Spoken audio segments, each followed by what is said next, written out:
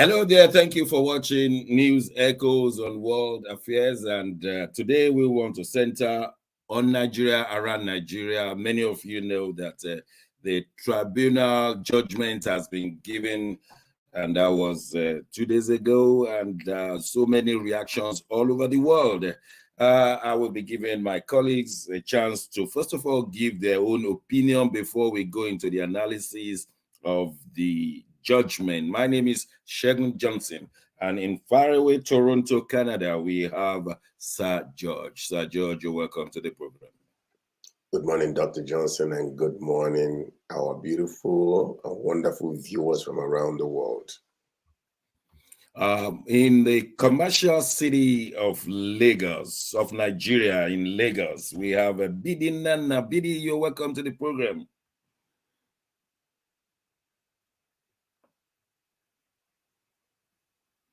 Well, we will be getting Bidi back to the studio. In Milan, we have Mark Godwin. You're welcome to the program. Good morning, Sir George. Good morning, Dr. Shegun. It's good to see you guys again. Thank you very much, Mark, for your coordination of the Schengen Story Media, and of course, an extension to the News Echoes. And on Wednesday, you did a wonderful job from the beginning to the end. You showed the Pepsi they are called. Somebody say, why were they not called 7-Up? In any case, they call them Pepsi. I'm talking of presidential election tribunal judgment. You were there for almost 10 hours, and you were ably supported by Sir George all the way in Toronto, coordinating and giving the message to over 20,000 viewers. At the beginning, we started with 14,000 viewers, and we want to say, please, we want your comments today as you are watching. We will be reading out your comments as soon as we get them, or at least we will show them on the screen. So we invite you to make your own comments so that other Nigerians in diaspora could read it. Let me start with Sir George. Sir George, you stayed with Mark throughout. Let's first of all hear your immediate impression. Well, when you expect a dog to act like a human being, that is where the misnomer comes in. And when you expect a dog, when you are looking at a dog and a dog is acting like a dog, you know, you're not too misaligned with your own expectations. So I came into the whole equation from my mindset of what I have believed in. That means that it's possible that something different might now happen. But I still had that expectation that it will go the same way that it was that I had expected, and many Nigerians actually were expecting maybe that something different might happen, but the status quo remains. So in any case, the difference between justice and judgment is what we're discussing. They rendered the judgment. Thank you. Differentiate between judgment and justice. That's right. So that's the master's law question. Yes, God, yes. Sorry, continue. So anyway, what we saw was a bunch of what I will consider to be, I don't want to use that word, but I know that, you know, they were compromised. Every single one of them, because when you were listening to them, number one is, why were they hiding their faces? For what reason? If you have nothing to hide, why would you hide your face? Why would they present to us all these dog-looking type of images rather than the real people who sat together, chopped the money, and then brought those judgment, that screw judgment to the world? Look at them there. If we look into all of these people, you will see traces of corruption. That's what it is. So okay. That's the immediate impression. We'll come back to analyze the judgment in a moment. Mark in Milan, what are your immediate impressions before we go to the nitty-gritty? Immediate impression is on Wednesday, the 6th of September 2023. Once again, Nigerian democracy proved to us that it's not working. The judiciary arm of government is that last resort people go to when they have issues. And on that day, I can bet you, Dr. Shegun, on the streets of Nigeria, if we take a poll, a survey, I would say 80% of the Nigerian population was let down on Wednesday, the 6th of September. These men on our screen and the lady there showed us that they are who they are. Like a pastor said, they are Nigerians. So those attributes of sometime the way we used to be, cunning, deceitful, unjust, all those attributes played out on Wednesday the 6th. With millions of Nigerians and international observers, we are really shocked at what we had on Wednesday the 6th. So all the eyes on the judiciary proved wrong. Our eyes had Apollo. Our eyes had Apollo at the end of that day. Thank you very much. There are a few things I want us to really deal with. Sir George, quickly, the Nigerians tend to be calm. Is it because there's this one more chance of Supreme Court, or Nigerians are particularly defeated in their psyche? Let's leave them, let him spend the next 4 years. We're tired of going to and from court, because the place seems calm. Or is it calm before the storm? You know what? I used to think it was calm before the storm. I think Nigerians are completely and absolutely defeated. Wow. They're demoralized. That's the key word. And it's almost like despondency out of hopelessness. That's what it is. Look at it. Nothing is going right in that country. No security, no light. They're used to the same thing again and again. And it's almost like, why am I going to go out there to die for what? They say that we suffer and smile. There is no more smile. No, there are no more smiles on anybody's faces. They're not smiling anymore. They are sad, they are disappointed, and they are just completely disillusioned because a group of people have taken over the leadership and everything that controls that country, and they hold it so tight. So the only thing, we talk about democracy. What we see in Nigeria is no longer democracy. They're fighting against coup. This is another type of political coup that you're seeing, because it's a bunch of people that come to make decisions that suits their own fancy, protecting themselves. This is what AU is doing. This is what ECOWAS is doing when you really think about it. But there is a paradigm shift taking place somewhere else. And if we are not careful, we will become victims of that paradigm shift. Thank you, sir. Let me welcome from another continent, Dr. Godwin Ebe, all the way from Moscow, Russia. You're welcome to the program. Thank you so much for having me. Thank you viewers for tuning in. You tune in on time. We were just looking at our various impressions of the judgment, the presidential tribunal judgment. What is just your immediate, in few seconds, how did you find the judgments? Was it justice or was just judgment? I was not shocked at the decision, to be quite frank. I wasn't shocked at the decision. I was shocked at the surprise of people who expected something different. That was the most shocking. I thought that, whether it was just or unjust, I think everybody should have expected that result somehow. Now, concerning the FCT, the reason that we're giving for the judgment, 25% for FCT, I kind of agree with that 25%. I don't think FCT should have special privileges. And I've always argued that the Constitution gave room for ambiguity in that line, and I think it's the court works on precedents. So the other two, first and the third reason given, don't yet have a position on that, but I've always argued that that 25% left a lot of ambiguity, and because of that ambiguity, the panel of jurists are more inclined to agree with the sitting president, who it's a lot of fun to unseat a sitting president and reorganize an election Okay, especially quickly, just because you mentioned that one, we will have come to it, but briefly.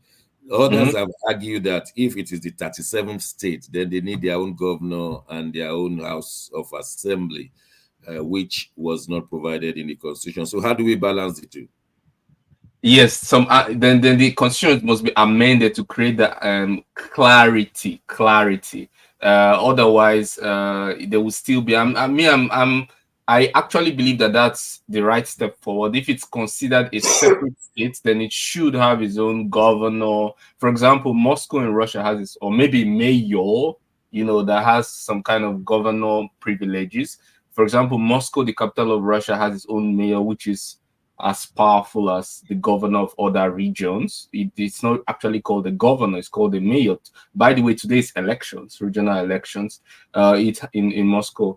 So it has its own power, and Moscow being the most advanced city this year in BRICS, you can see how the hierarchy is organized. So I argue for clarity, and I would prefer. So in the absence of clarity, we better go with the president. It may not be real. President, it may not be the real truth. So that's what you just said. Okay, but let's move on. One thing that even these how many judges that sat together, they couldn't find the proper word to use when it comes to how to define Abuja and how to define the and. So they said, in this case, we have to jettison it. We have to drop it from the aircraft and let it just go, because we don't even want to use our own minds to try to figure out the words to use forward. So in essence, really, the point about this whole entire thing is that when you think about it, justice in Nigeria is not guaranteed in anywhere, not in finances, not in diplomacy, not in anything. So I am with Dr. Ibe when it comes to that. He was surprised that we were expecting something different. Yeah, because if you expect a dog to act like a human being, let me also come Mark, I want to tell you to the level of sleeping in that place. Is it they call Nigeria a sleeping giant? Is this what they Dr. mean? Shago, wait a minute. Because these are lawyers getting paid in millions of dollars to go and represent their clients, and majority of them were sleeping. Is this what happened when the cameras were not there? They're used to sleeping in the chambers anyway, so we don't even know after they are being paid. Imagine doctors sleeping in the theater room. Imagine teachers sleeping in their classroom. Is this what happened with our judiciary, that they are generally sleeping? Is this what we can deduce? I think some technical issues from his end. Can I say something while he's coming back? Yeah, okay. Go ahead. Now, I want you to see something. Number one is to see these people, they sat for hours upon hours. Yes. And I didn't see any kind of break whatsoever. There is really a law that after you have sat for so long, you have to get up, stretch yourself. That's right. 15 minutes to 30 minutes break, come back again. They sat. What do you expect from Sir George, can you imagine that in the developed world, people sleeping, your lawyer sleeping while the judgment is being delivered? Is that something that can happen? Well, you might not see it in the modern, some developed world, because they will make sure that some kind of way they keep themselves awake. But what do you expect from Nigeria? Like what you said, a sleeping giant. So, I mean, number one is I really don't blame the lawyers for sitting for for some of them falling asleep. Because number one, can I say something? Can I say something? Watch this though. If you go in a place with excitement and expectation, that's a different thing. But if you go there defeated before you arrive, that's another thing. So that's the reason why they were sleeping, in my own estimation. All right. That's it. Yeah. All right. Can I add something to that? Bidi is on now. I want to bring on Bidi. Bidi, you are welcome to the program. Thank you, Dr. Shegu. Thanks for having me. Everybody, good morning. Good morning. Now you live in Nigeria, and Nigerians in diaspora, they are in tens of thousands listening to you. What's the mood in Nigeria after the judgment? See, the mood in Nigeria did not change much because I tell you, they were not expecting anything less than this. Going by, when Nigeria had a lot of expectation was before the swearing in. Nigerian didn't know that Bola Tinubu would be sworn in. But when immediately he was swearing, a lot of Nigerians gave up hope. The people who were still depending and waiting on judiciary were more of Nigerians who live abroad because they don't understand how desperate and how mean this set of people who are holding Nigeria on hostage can go. So there is not much different. They were like, let's just wait. Even you should know that even before the day of judgment, they've already given the judgment before the day of judgment. When Justice Mary Odele, the wife of a former governor of Rivers State, Wike, came out to gaslight Nigerians, as if that was not enough. The president of Bar Association of Nigeria came out again to gaslight Nigeria again. So Nigeria already know what they wanted to do. So they are not really perturbed. Nigerians are not really moved because they already know. Thank you for that overview. We want to go quickly into case by case on Shettima, dual nomination and pre-election. And Sir George, what do you say of that one when he was cleared of it because it's a party issue, dual nomination, which is against the constitution, against the law, but he was cleared because it's not their business. They said according to the spirit of the constitution, not according to technicality. That's what they said. How do you see that?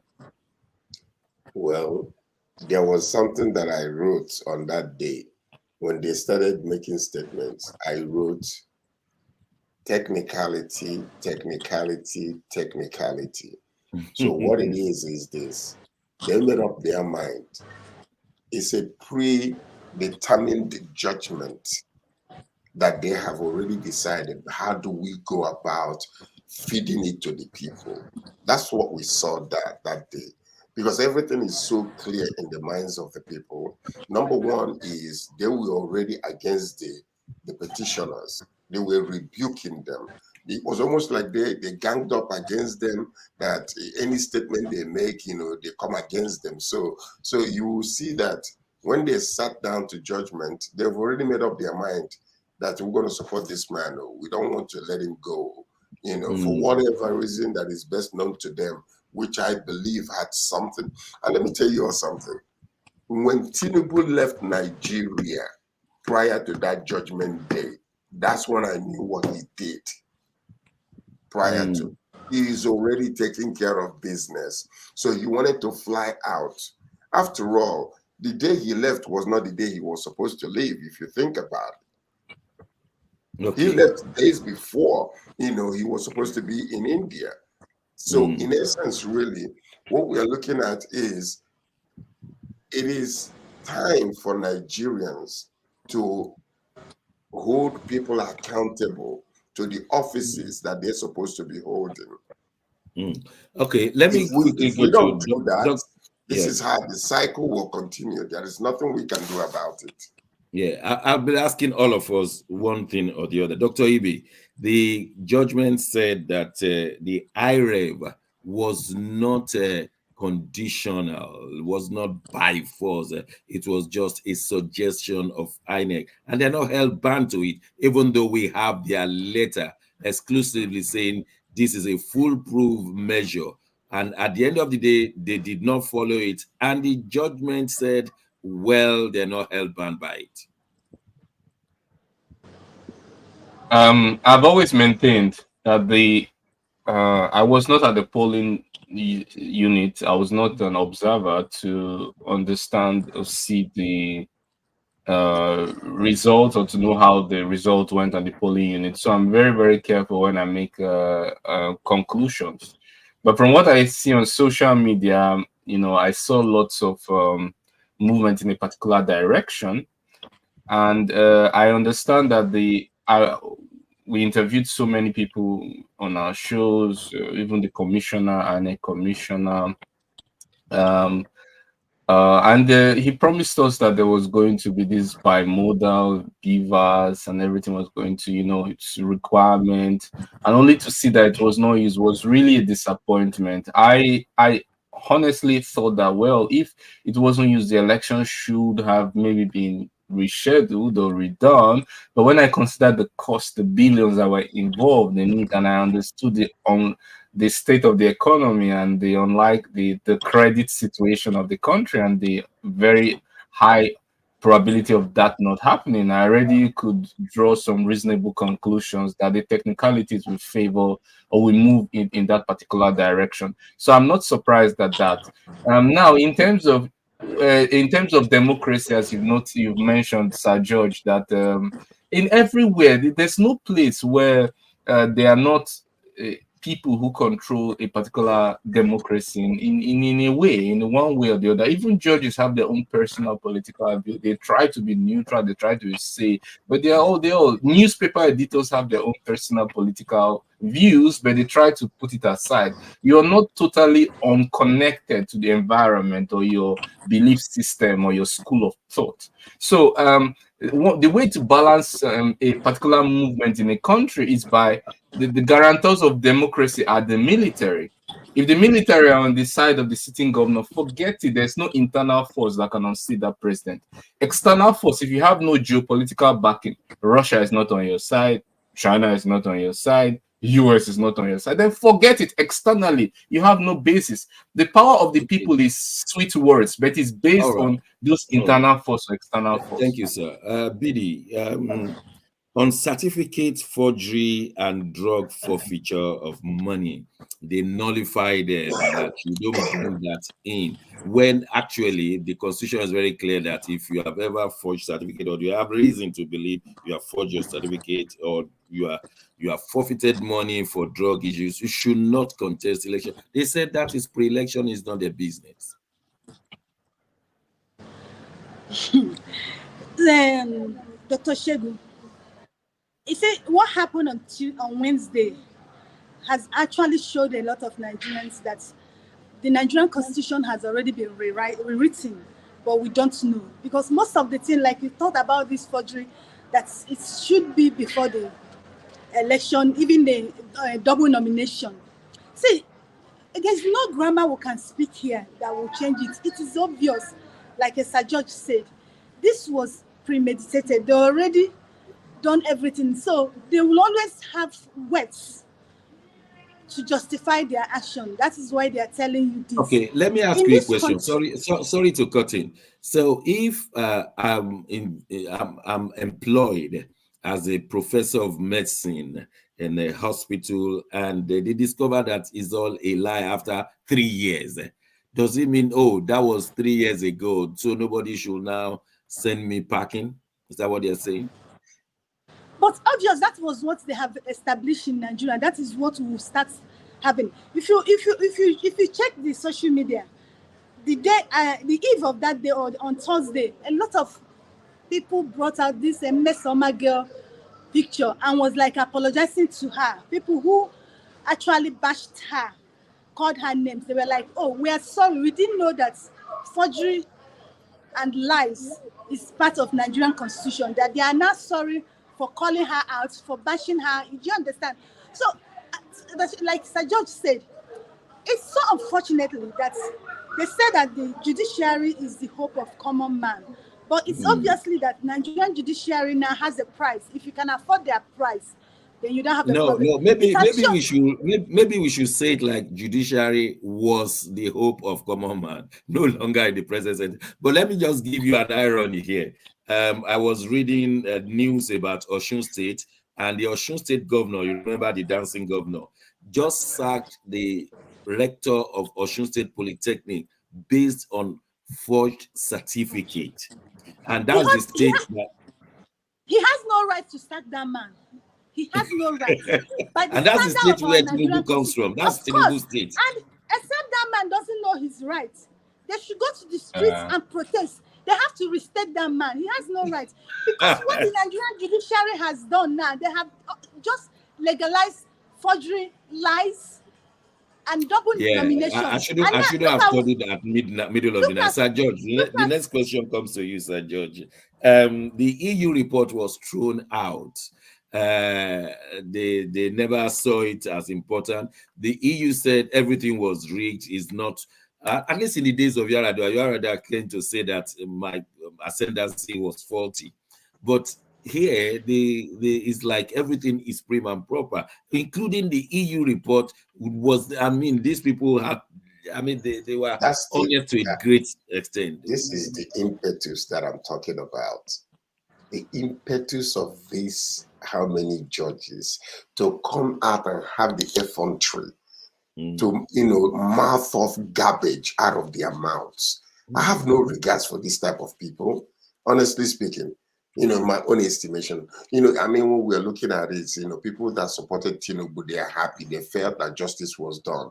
People that are supporting PDP or Labour Party, they their expectations were just dashed against the wall. But the fact is that these people, they have no moral position whatsoever. Because, when you're looking at this, it stinks. Even looking at it, you can smell the dirtiness of this whole entire thing. The statements that are coming out of their mouth, can you just imagine? Okay, EU report is, because they don't know what to do. So to them, it's almost like, let's throw this away. Okay, what do we do about this in order to maintain our position? And then they say, okay, well, let's jettison the whole entire thing. Let's throw it out of the aircraft. Listen.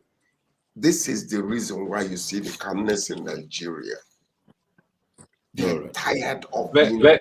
Let me add my 2 cents to that. You remember the EU report? The EU report, Britain is not part of that EU report, and you have to understand that very clearly. Britain, with all these, Britain is not part of the EU anyway. Yes, of course. But they still do a lot of trade. They recently left, and sometimes they have a common position on a lot of things, but not this one.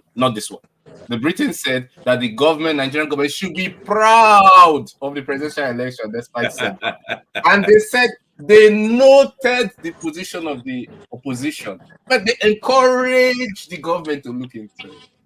Encourage. Imagine if that was not. I get your sarcasm very well. Yes, so I hope you have to get it. Obi and Atiku, they are going to the Supreme Court. Will you advise them, Dr. Ibe?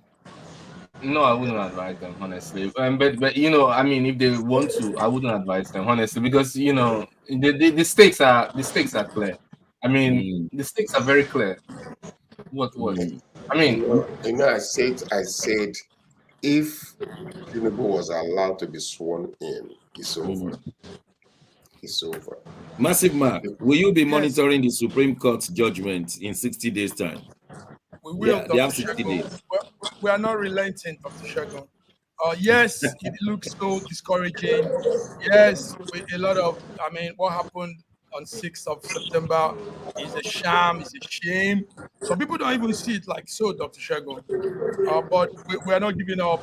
We're monitoring everything. We're looking at all the corners. We're looking at all evidences. Dr. Shegun, there's another thing you didn't put in the question. With all those loads of evidence brought to court, these judges said they didn't bring enough evidence.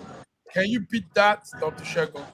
Bidi, we give you the last say in this segment.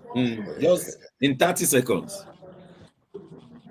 Did you notice that some lawyers, some judges tried to ask questions when the judgment was being meted out, but they stopped them. Did you notice it? About two No. lawyers, question. Yeah, I followed it. They questioned the pattern of the judgment, but they wouldn't allow them air their view. See, Okay. it's a shame to Nigeria. Well, we have to go on a short break. When we return, we'll be looking at the ministerial disposition and presentation by the Tinubu presidency. We'll be looking at good things happening in Nigeria, Osimhen and Oshoala being honored in other places. Don't go away, we'll be right back. Be this world, changing your mindset. My Isaac. I am visually impaired. I'm a cripple. I'm crippled in both legs. I'm a builder.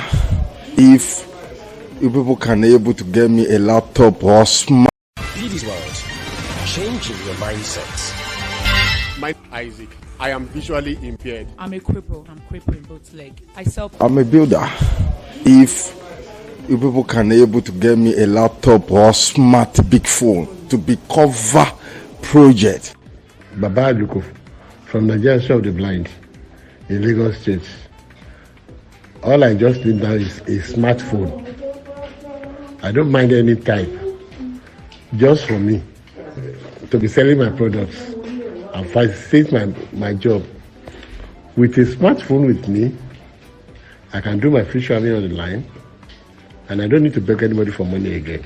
Business Summit and Fair 4th edition is set to digitalize fiscally challenged business owners by gifting them smartphones, laptops to enable them do their business properly and effortlessly. Business Summit and Fair is an annual advocacy business program advocating for friendly business environment for SMEs in Nigeria and fiscally challenged business owners. Since the inception of this program, we've revived so many SMEs and taken up the streets so many beggars, inculcating in them the spirit of owning and doing their own businesses. Since after the COVID, many of them have been left behind for lack of having smartphones and laptops. Then they used to have their businesses along the road or in a marketplace. Now there's a need for them to be carried along into the e-markets, and we need to do that by gifting them smartphones and laptops. Join us this year, 21st September 2023 at Radisson Hotel Ikeja GRA as we have our annual events, digitalizing fiscally challenged business owner. It's the topic for this year. Be part of Business Summit and Fair, where you will learn, discuss, and exhibit your products and services. Join us this year, 21st September 2023, at Radisson Hotel Ikeja GRA for Business Summit and Fair 4th edition. My name is Bedi Nana. I'm the convener of Business Summit and Fair. It's a laudable one. This is a way of contributing to the society, and this is a kind of a project that's supposed to be done by every individual. It's a very fantastic one because many. Schengen Story magazine is an African international bi-monthly magazine based in Milan, Italy, and founded in 2016. The publication focuses on personalities, fashion, style, entrepreneurship, and culture for Africans.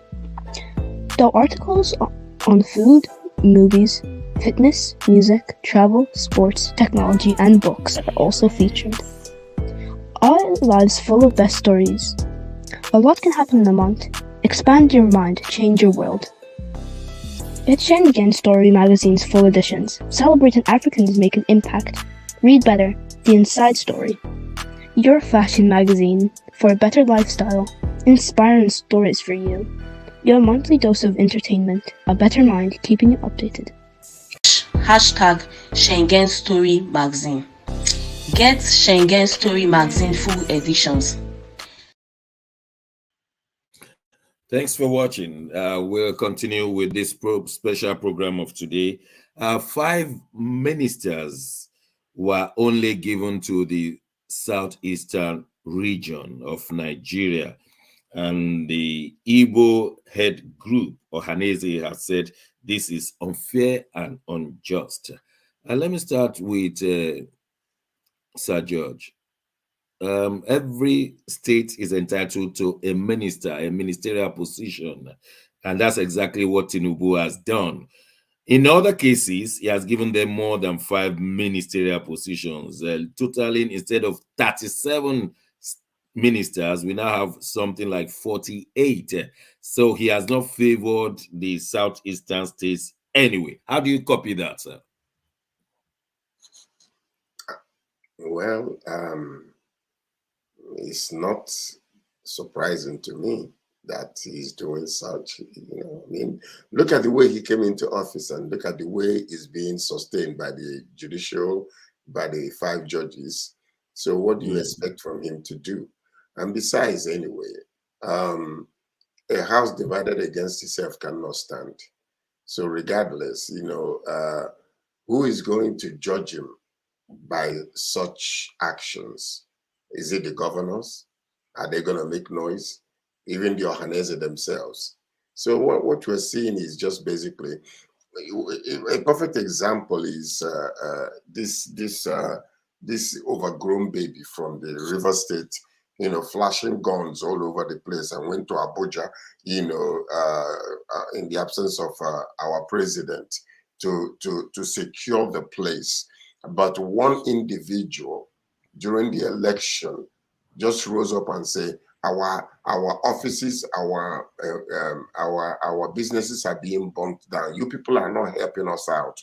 If you guys are not going to protect our businesses, maybe we can call IPOB to come and protect us. Today, they arrested him the next day, and then I don't know what has happened to him. So look at the injustice that is happening in Nigeria.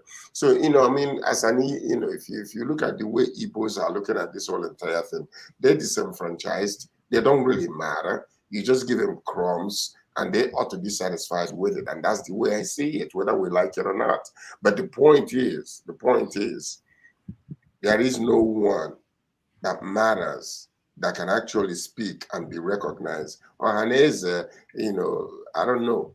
They're saying what they're saying, but what is that going to do? Is that going to move Tinubu 1 inch to sign something different? I don't see that happening. Mazimak. Oh, sorry. Yeah, I was just looking at the time. Mazimak. It appears Tinubu's presidential victory has been tainted with tribalism. Buhari was tainted with nepotism. Now, as soon as Tinubu lost in Lagos at the February 25th election, everything went tribalistic. It's Yoruba Lokan. And it appears Tinubu has done that in ministerial presentation. What do you say? That's it, Dr. Shagun. He's just following the footstep of his boss, the earlier President Buhari, and the Southeast is taking that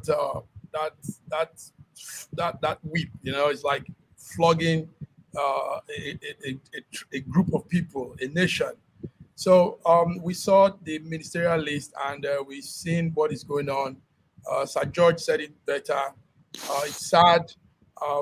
Let's take note that also having the LP presidential candidate, Peter Obi, from the Southeast adds to that animosity, that tribalism. So they think it is Peter Obi's Southeast people that is against the APC and the Yoruba people. So it's a hot one, and I see it playing out more, even though in Imo State, the stooge in Imo State, Hope Uzodinma, seems to be one of them. But what he doesn't know is he's just a figurehead, He doesn't really bring the substance in. So last time he brought Remi Tinubu, the president's wife, to Imo State. But what we had is it was all an arranged thing to make it look like the presidency is in support of what is happening in the Southeast. And because he's also trying to veer in for a second term. So, Dr. Shagun, a lot of sad things are happening there. And sometimes we don't know how to put it. I just want to hear the view of Dr. Ebe. Will you agree with that Tinubu is being tribalistic?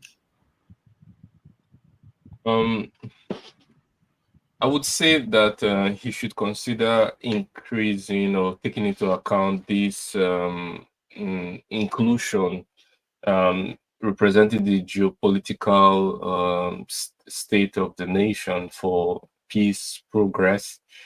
I'm not really so much concerned about what Ohanaeze said, because in February this year, they said they endorsed Peter Obi, and in August, they said do not form an alliance against Tinubu.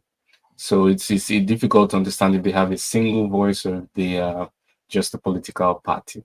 But I'm for inclusiveness. I would like to see more inclusiveness of everyone in the ministerial structure and in all arms of the government. I think it will lead to much more progress. And also we have to, at a point in time, all move beyond election cycle and move into seeing how we can actually really contribute and working with what we have to get the best out of it. If we have this Bola Tinubu as our president and other people, then we have to kind of work together with them to make sure we get the best for us, because there's no other way. We don't have the relevant internal force. So, I mean, the opposition doesn't have the relevant internal or external force to effect any change at this point. Yeah, it's always difficult to move on in the face of injustice and inequality. And the French will say égalitaire inequalité. So when you are faced with inequality in distributing the Commonwealth resources, is always a challenge.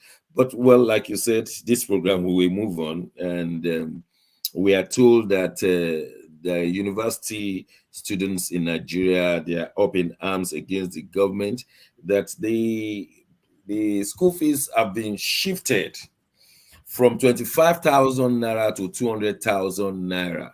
And the students, most of the students come from poor background. There's no way their parents will be able to give 200,000 naira as tuition. They have to pay for books, they have to pay for laboratory equipment, they have to pay for laptops, they have to pay for telephones. All of these are involved in their studies, and they're not to talk of boarding and the rest.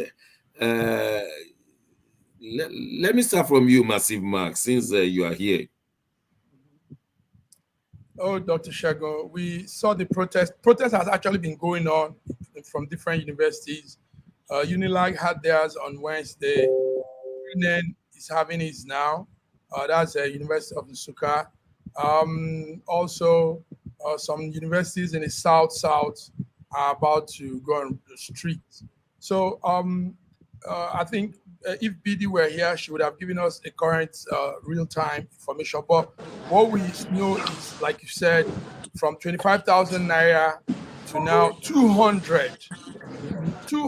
I mean, that's more than 100% increase. So even the 25,000 naira tuition fee was a hard one. I remember when the protest was on that too. Now they are pushing the students to the limit, and like we've seen some videos, young girls crying. Some of these young girls say they in fact they can't hide it any longer. They tell you they do some very unheard of things they can't say in the full glare, all to get this tuition fee, and that is the 25,000 naira. So what do you want them now to do to get 200 and something thousand naira? So okay, let's ask Bidi. Bidi is here now. Bidi, how hard is it difficult?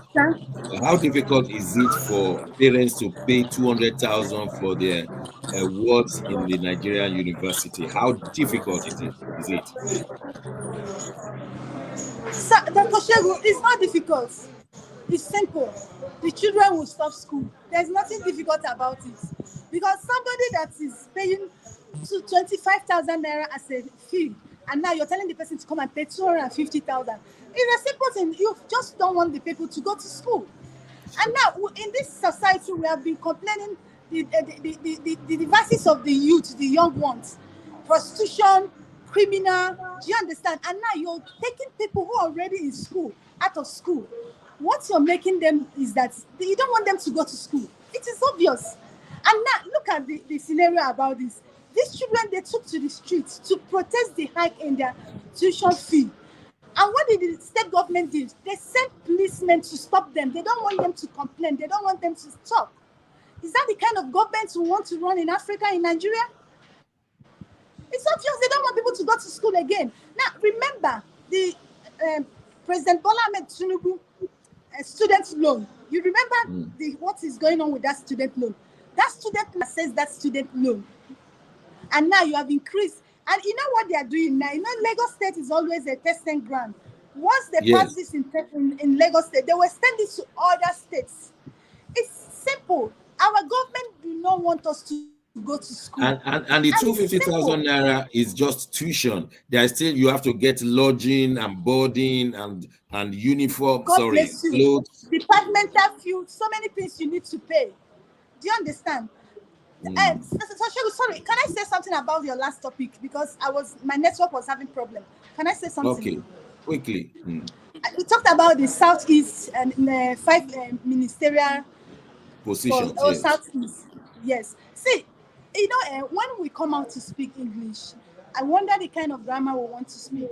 It is obvious. Southeast is hated in Nigeria. Buhari did not hide it. He made it open. I don't like you people, and you people will not benefit from my government. And you remember, Tinubu said he's coming to continue on what Buhari started. And what did Buhari started? Buhari starts hating the Southeast, and he will finalize it. Me, personally, I'm even surprised he even gave them up to 5 slots. Because I was not even expecting him to give constitutional. That's constitutional. Yes, exactly. That's constitutional. Now, remember, South, Southwest, he gave them 9 slots. The other one, he gave them 8. And he gave Southeast just 5. Just let it be that he has given them something. If you ask me if I'm Ohanaeze, don't even talk. Let them do their own thing. Because even if you speak from now to tomorrow, it will not change anyhow President Tinubu wants to treat the people of Southeast. Okay. All right. Thank you very much. Dr. Ibe, do you think they are trying hard to stop education in Nigeria with this 25,000 to 250? Now, as someone who lives in Moscow, you and I know that education is very expensive here. I'm talking in England. A tuition in England per year is £9,000.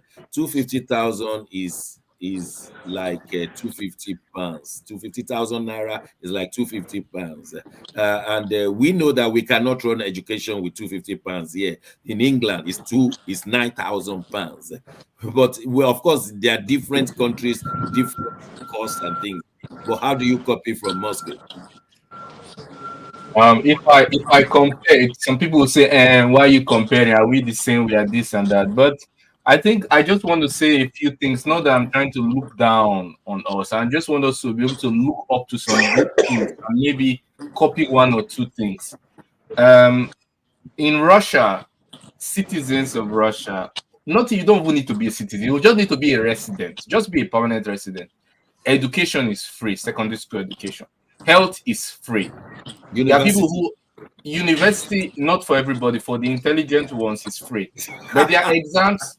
Yes, there are some exams you have to take. Yes, there's some exams you have to take, and then if you get a high mark, you get into what you call the scholarship path, and then you have the paid path. So it's also like that. They are in the middle of a military operation, but yet none of these things has been cut short. But we are not yet even in a war with the Mali that want to, or the Niger want to fight with, and we cannot even guarantee yet education, the bedrock, of success for and employability for Nigerians. It's such a shame. It's so totally disappointing to learn about. But will you agree? Let me ask Sir George this question. Will you agree 25,000 naira is too small? That's like 25 pounds. Relatively, it is too small. But what is it that these children are gaining from these oil wells that we have? Come on. Is that too much? No, think about it. Half of the money, what?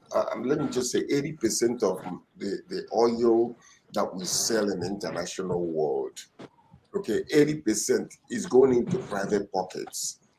So what are these people gaining? These little kids, innocent kids that are in school.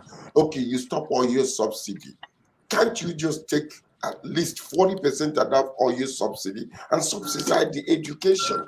What in the world are we doing? Are we monkeys? Can we think? This is really absurd. I think you have smashed it, Sir George. While I agree that 25,000 naira is small, you have nailed it. After all, what are they gaining from this oil well? I think you have nailed it. Yeah. Nice question. I would think about this question all day. I would think about this question all day. I think you have nailed it. Yes, Dr. Shago, I want to say that Dr. Sir George just pushed. He just threw it out. This is the biggest statement that could be made. Are we monkeys? I think it's also added to that, Sir George. Take note that no social amenity, no social provision, nothing comes to the citizens of Nigeria from the oil. That shared prosperity God has given to us all. And now, like you said, George, they are taking off. They are making It's not even charity. You are investing in human capital. You will still employ these people later. You will still employ them. You need them. To the GDP. BD, yes. That's a good one. Go on, BD. Sir George, God bless you. You said it all. Nigerians are not benefiting anything from their government. If you are in Nigeria, you provide your lights, you provide your health care, you provide your food, you provide your road, you provide everything. And on top of providing all these things, you pay tax on top of those things.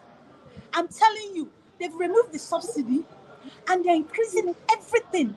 You can't even, 100,000 naira in Nigeria is worth nothing. You cannot buy anything reasonable with 100,000 naira in Nigeria. There is nothing Nigerian citizens are benefiting from their government. Nothing.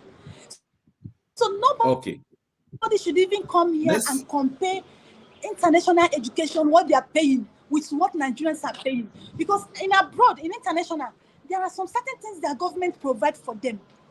Do you understand? They now make it up with. You are right. The 9,000 pounds here, you can get a loan. You can get a soft loan for it. You are right. Okay, we just have to move on because I'm mindful of the time. Massive Mark, you have this news that Osimhen and Oshoala, they have been given Ballon d'Or award. Please tell us more. Yes. Why we're trying to say this is to also lighten up Nigerians. We know how sad and how everybody feels after that court outing, but some of this news also puts some preps and some hope in us. So our boy, Nigerian forward Victor Osimhen, that plays here in Italy, the Napoli striker, that did very impeccable moves last season, is on the Ballon nomination. It's a nomination for now, a nomination, but there is a strong plan to get him to win it. So this Ballon is one of the I think is the most prestigious football award being given to an individual, to a very good football player. It's been on for years now. We've had Kanu Nwankwo win it at the point. Now it's our boy that is on the list, and Asisat Oshoala. Yes, the lady that plays in Barcelona. So these two people are on the nomination for this year. The award will be coming any moment from now. And now where we're taking this to again, Dr. Shego, is to make Nigerians know that regardless of what we go through, we are resilient. We are still out there doing great things, go-getters, and we are going to also overcome these Okay, George. let's start from our colleagues. Sir George, does this put some smile to your face? We are getting some, at least our names are still being mentioned in good places. Well, outside of Nigeria, our names have been mentioned, but it depends on who is mentioning it and in what capacity are they mentioning it. Because to be honest with you, what I know is that country is completely and absolutely blessed by God with talent, skills, bright, intelligent people. As a matter of fact, not to just, brag about it, I think we are the most intelligent group of people in the world.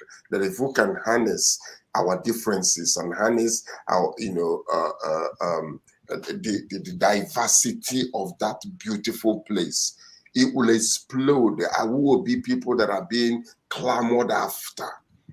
But what? We're sleeping. We're sleeping. We're sleeping. Yeah. Congratulations to him. Hope he wins. But what does that do for the youths in Nigeria? What does that do to these students that are not able to go to school? What does that do to the food on the table? What does that do? You see, yes, it's not putting any smile on my face at all. Dr. Ibe, does it put smile to your face? Osimhen and Oshoala being world-nominated I congratulate both of them so much. I'll be lying if I said they had any chances of winning. Obviously, we know who's going to win it. But of course, I'll root for them if I had to root. We have a person who has won 7. Lionel Messi has won 7, and he's about to win his 8th. Is it? Does it not have the same one brain? Why? Where's our ministry? One person may win. One person. The minute I've always said it. It doesn't give me a lot of joy because I understand the situation of sports in the country. Ministry of Sports, we need to do more to, first of all, pay for scouts to look for talent, create the academy, sponsor the event so that these people can compete, we can find the best, and we can put them. We need more where these people are coming from. We don't want them representing other countries. Dr. Eve, thank you very much. Or taking pictures after the war. We're giving you the last shot for this program. Tell us more. How are you winning in Nigeria? I want to put a smile on Sir George and Dr. Ibe's face. How are you winning concerning your business ceremony coming up only 2 weeks from now? Are you winning? Dr. Shego, I am winning the much I can, but I need assistance. I need help. I need people to come and work with me and make this thing a success. I need people to donate phone to me. It's not about me. I can take care of myself by God, but I'm begging for these physically challenged business owners. They need phone. And I will feel too bad if at the end of this event, I'm unable to give at least 10 of them smartphones. It will make me feel all right. And bad. If they want to, they should go to Biddy's World. Please donate to this website. You will find the biddyworld.tv/donation and make the donation. Or even you can even send me your used smartphones. For them, it's not for me. I'm actually begging for people. Please, I'm not ashamed to beg. Please, these people need smartphone, and it will make me happy. It will make me fulfilled if I'm able to give them these phones. Please, I'm begging our viewers. Please support me. Let this my event. All right, we speak to the people. Let's speak to the businessmen in Alaba too. Businessmen in Alaba, you are international people. We love you, and please contribute to Biddy's World as well as she's running that program for us. That is a massive thank you to Massive Mark. Yes, and let's also say that tomorrow the G20 meeting begins starting from tonight. And we're looking on that activity, that event there. It's a big one. Thank you, sir. Thank you very much, sir. And thank you from Milan, all the time coordinating and doing wonderful work. Thank you to my friends in Moscow and Toronto, Lagos, and Milan. And we shall be back on Wednesday. God bless you all.